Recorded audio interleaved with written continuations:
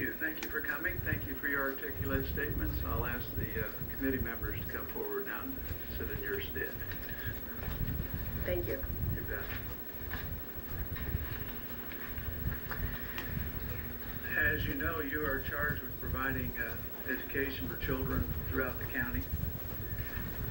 One of the things that charter schools are to do, I've been a proponent of charter schools. In fact, I tried to start a KIPP school, if you remember, back when, even to helping furnish a facility and training Allison Sereno as the KIPPster.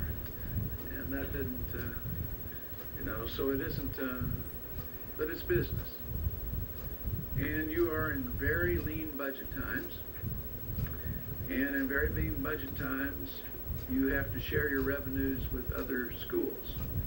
So we look at things about school choice, and there's over 150 private schools in our community. And so there's choices in our 200 schools with all their thematic approaches. Choice is something that is in abundant supply in Montgomery County. The second thing we need to look at is quality of program and sustainability. And there's a lot more than just program and sustainability. How will children with special needs be handled? How will you get your curriculum delivered? What levels of issues will you have to deal with that we have to deal with? How do you handle the state testing? How do you handle the No Child Left Behind? Because it is with us until it's replaced. Even if it's replaced, it will be there. Is your trajectory to get kids college ready? Or how are your vertical articulation? There's lots of questions. Well, it was a busy time of year for me personally with your budget and many of the other things.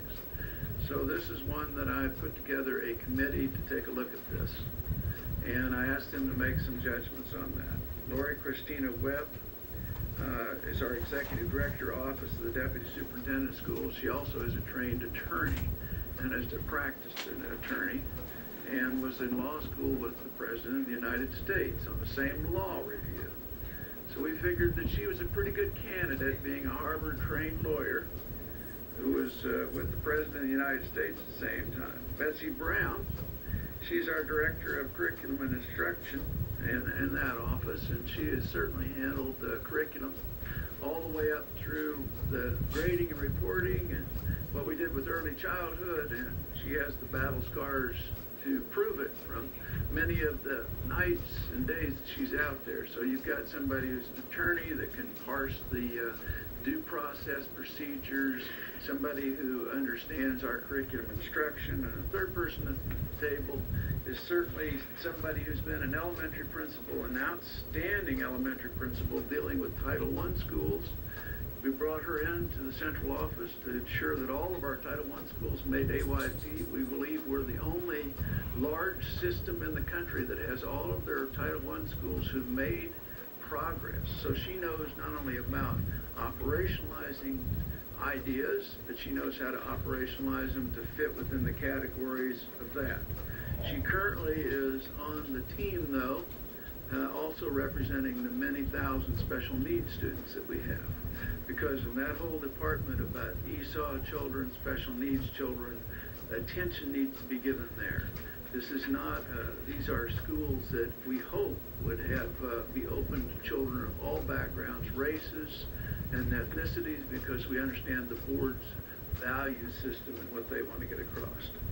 Then there's this ugly thing that we have to deal with all the time called money. And money and resources tend to drive sustainability, and this is a cost-effective kind of event. Dr. Marshall Spatz runs our $2.2 billion budget, as well as helps us with all the capital projects.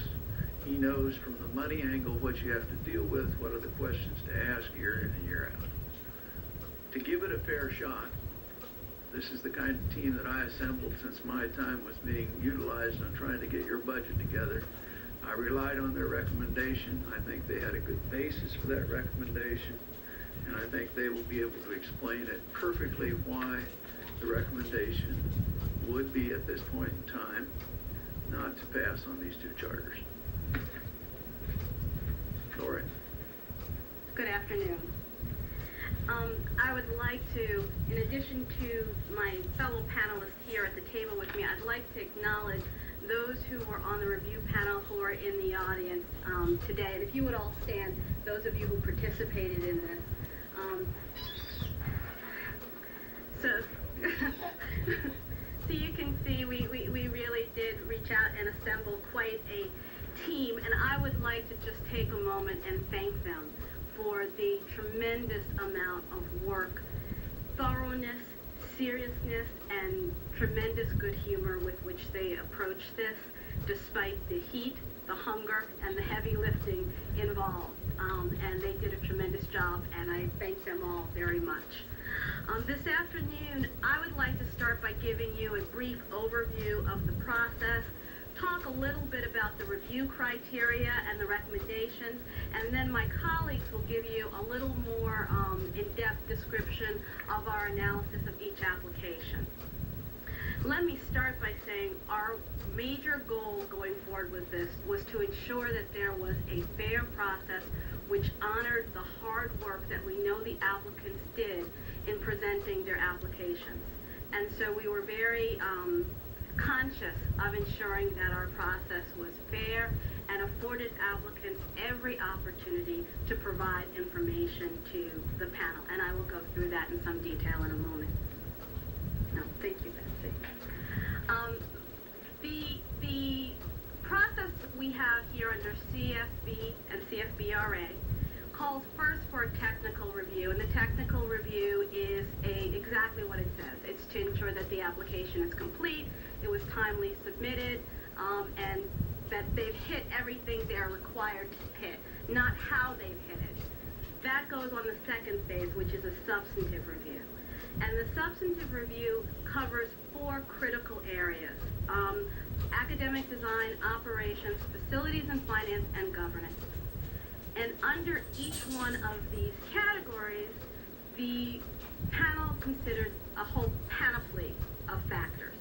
For example, under academic design, it's everything from the clarity of vision to the alignment of the mission, philosophy, objectives, and goals, to consideration about how the plan for handling and dealing with children with special needs, English language learners, etc.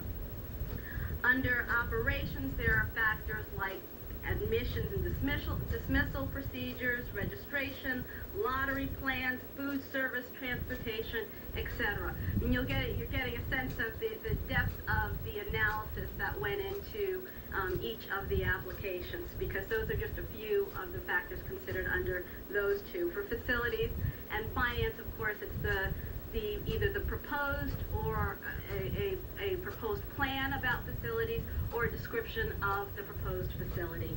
And of course the budget is the budget, but in addition to that there are other things in that section such as the insurance plans that they'll have, the coverages, the student recruitment plan, those type of things. And then governance, which reviews the proposed governance structure, and also things like what waivers are being requested, either from us as a locality or from the state, depending on the...